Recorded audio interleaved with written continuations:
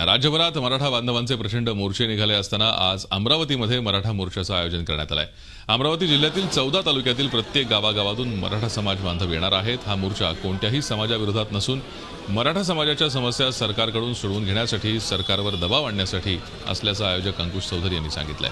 Atrocity कायद्याचा गैरवापर होत असून त्यात सुधारणा झाली पाहिजे असं मत मराठा महिला आघाडीच्या प्रमुख सीमा देशमुख यांनी व्यक्त केलंय। आपण या संदर्भात अधिक माहिती घेऊयात। आमचे प्रतिनिधी अखिलेश हळवे सध्या आपल्या बरोबर आहेत। अखिलेश, आज अमरावतीमध्ये हा मोर्चा निघणार आहे, कशी तयारी झाली या मोर्चाची, कधी मोर्चा सुरू होईल?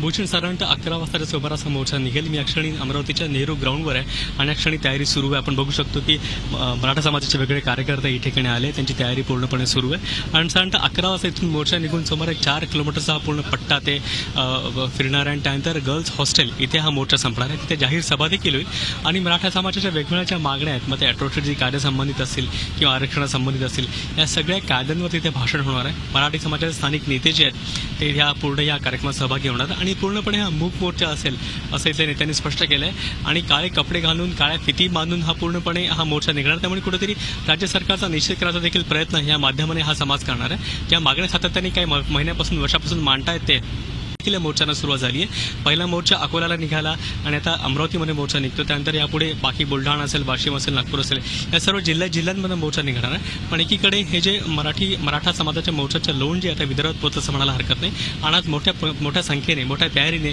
आज अमरावतीमध्ये हा मोर्चा निघणार आहे। भूषण, धन्यवाद अखिलेश सविस्तर माहितीसाठी। झी 24 तास रहा एक पाऊल पुढे।